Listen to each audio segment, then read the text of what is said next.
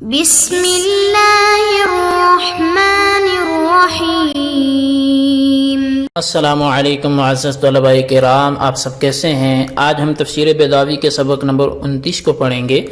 آج کے ہمارے سبق کا عنوان ہے ایک اعتراض اور اس کا جواب۔ آج کے ہمارے سبق کی عبارت وَإِنَّمَا قُدِّمَ وَالْقِيَاسُ يَقْتَضِي التَّرَقِّيَ مِنَ الْأَدْنَى إِلَى الْأَعْلَى سے شروع ہوتی ہے۔ آئیے سب سے پہلے عبارت پڑھ کے اس کا ترجمہ کرتے ہیں، اس کے بعد سبق کی وضاحت کی طرف بڑھتے ہیں۔ مصنف علیہ رحمہ لکھتے ہیں وَإِنَّمَا قُدِّمَ وَالْقِيَاسُ يَقْتَضِي التَّرَقِّيَ مِنَ الْأَدْنَى إِلَى الْأَعْلَى، اور لفظ رحمان کو مقدم کیا گیا، حالانکہ قیاس کا تقاضا یہ ہے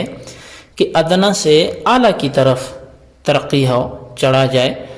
لتقدم رحمت الدنیا، رحمت الدنیا مقدم ہونے کی وجہ سے، وَلِأَنَّهُ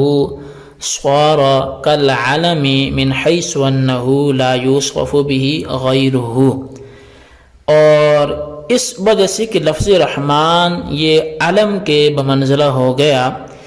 اس لیے کہ لفظ رحمان بلا شبہ اللہ کے علاوہ کسی اور کی صفت نہیں بنتا۔ لأن معناه المنعم الحقیقی البالغ فی الرحمت غایتها،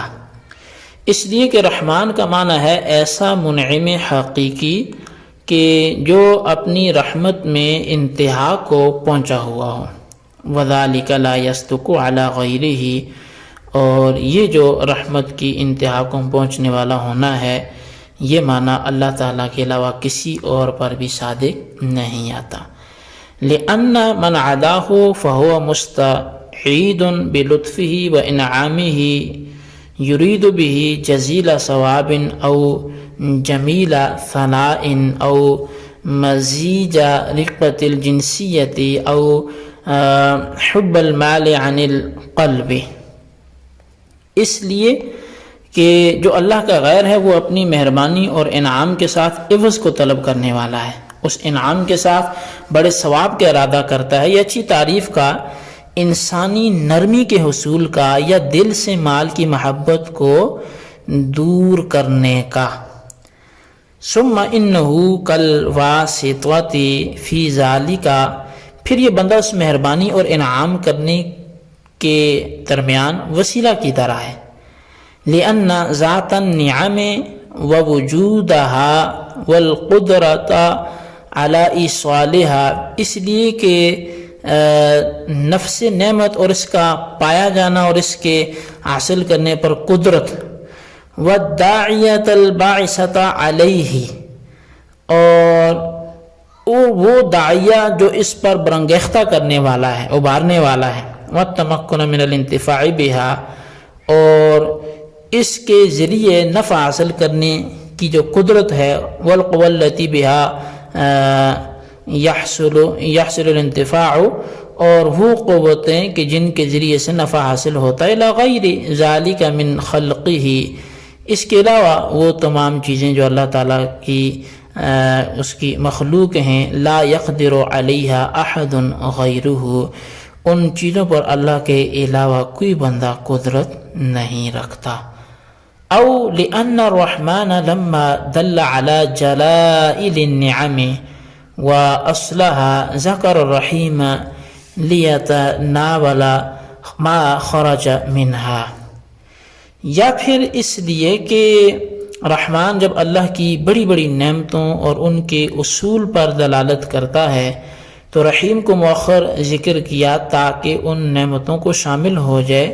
جو رحمان سے نکل گئی تھی۔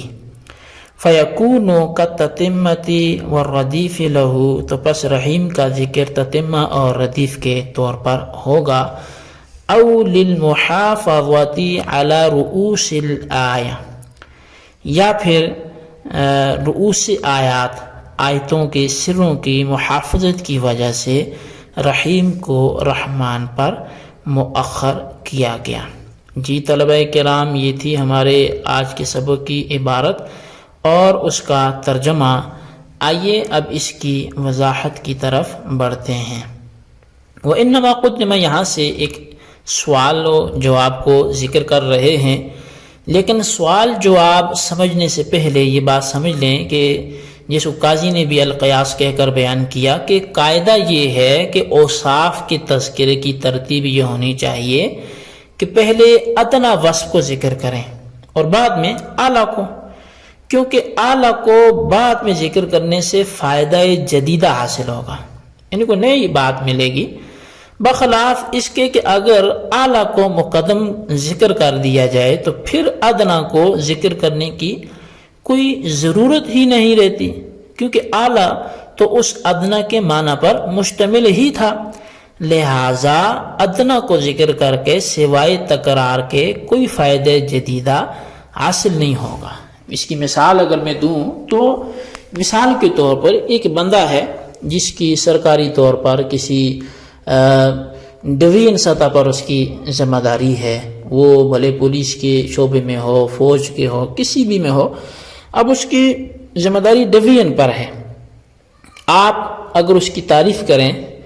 تو ادنا وصف سے اعلیٰ کی طرف جائیں تو اچھا ہے، یعنی آپ یہ بتائیں کہ یہ تحصیل کا بھی ذمہ دار ہے، یہ ڈسٹرکٹ کا بھی ذمہ دار ہے، یہ ڈویژن کا ذمہ دار ہے، تو ہر آنے والے جملے نے اس کی شان کی بڑھوتری کو آپ کے ذہن میں بٹھایا اور سامع کو سنایا اور اس کی عظمت بڑھی، چونکہ پہلے جب تحصیل بولا تو اب اس کے بعد جب آپ نے ڈسٹرکٹ بولا تو ڈسٹرکٹ جو ہے تحصیل سے بڑا ایریا ہے، جب ڈسٹرکٹ سے آپ نے ڈویژن کی طرف گئے تو ڈویژن ڈسٹرکٹ سے بھی بڑا ہو گیا، تو لہٰذا نیا فائدہ حاصل ہوتا گیا۔ لیکن اگر کوئی اس کا برعکس کر دے، پہلے بولے جی کہ یہ ڈویژن سطح کی ان کے پاس ذمہ داری ہے اور اس کے بعد بولے ڈسٹرکٹ بھی ان کے پاس ہے، تو اب کوئی نیا فائدہ تھوڑی حاصل ہوگا۔ ڈویژن جب بولا تھا تو اس کے اندر جتنے ڈسٹرکٹس تھے وہ سارے ہی اس ڈویژن کا حصہ تھے، وہ معنی تو پہلے ہی مل گئے تھے، تو لہٰذا سوائے تکرار کے کوئی نیا فائدہ حاصل نہیں ہوا۔ تو ایسی ہی اوصاف کے ترتب میں بھی یہی بات ہوتی ہے، جو ادنا ہے اسے پہلے ذکر کیا جائے، اعلیٰ بعد میں ذکر کیا جائے۔ اگر اعلیٰ پہلے ذکر کریں گے تو پھر بعد میں ادنا ذکر کرنے کا کوئی فائدہ نہ ہوگا۔ اب یہ قاعدہ سمجھنے کے بعد یہ سمجھیے کہ الرحمن اور الرحیم میں تذکرہ اوصاف کا موقع ہے، اور الرحمن یہ بمقابلہ رحیم کی چونکہ زیادہ بلیغ ہے اور رحیم ادنا ہے، لہٰذا رحیم کو مقدم ہونا چاہیے تھا، کیونکہ یہاں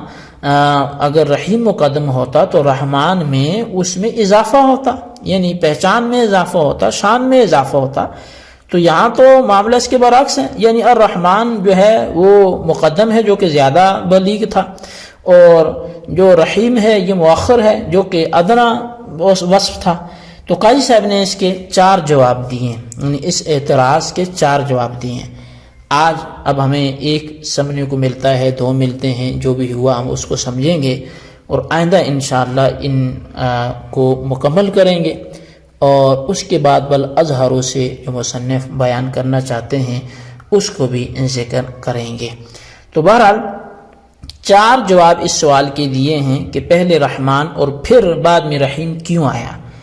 اس میں سے جو پہلا جواب ہے وہ یہ ہے کہ الرحمن جو ہے یہ زیادتی بحسب الکمیت کے اعتبار سے رحمت دنیا پر دلالت کرتا ہے،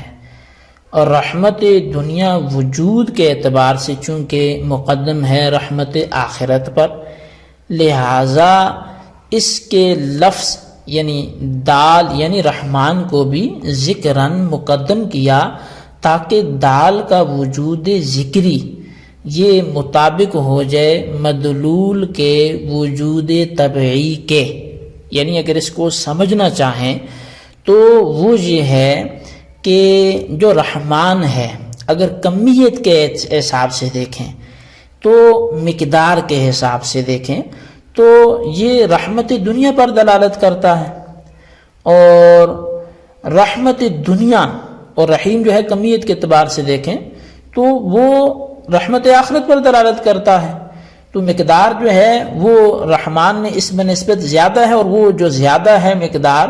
وہ دنیا کی ہے، اور جو رحیم میں کم ہے وہ آخرت کی ہے، اور چونکہ آخرت بعد میں ہوتی ہے اور دنیا پہلے ہوتی ہے تو لہٰذا جو دنیا پہ دلالت کرنے والا لفظ تھا یعنی الرحمن اس کو مقدم کیا، چونکہ دنیا مقدم ہے اس کا مدلول مقدم ہے،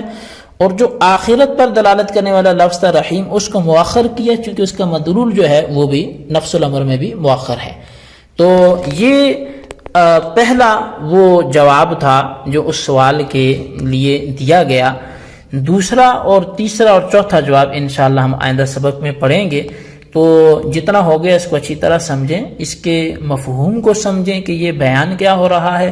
اور یہ کانسیپٹ ایک دفعہ کلیئر ہو پھر جوابات سمجھنے میں بھی آسانی رہے گی۔ سوال کو بار بار سمجھیں، اور بالخصوص ان سوالات کے آپ جوابات بھی دیں۔ سوال نمبر 1 یہ ہے کہ وَإِنَّمَا قُدِّمَ سے کیا سوال ہوا، اس کو اپنے لفظوں میں بیان کریں۔ اور سوال نمبر 2 یہ ہے اس کا کوئی ایک جواب تحریر کریں۔ اللہ تبارک و تعالیٰ سے دعا ہے جو کچھ ہم نے پڑھا سنا اسے یاد رکھنے کی توفیق نصیب فرمائے، آمین بجاہ النبی الامین صلی اللہ علیہ وسلم۔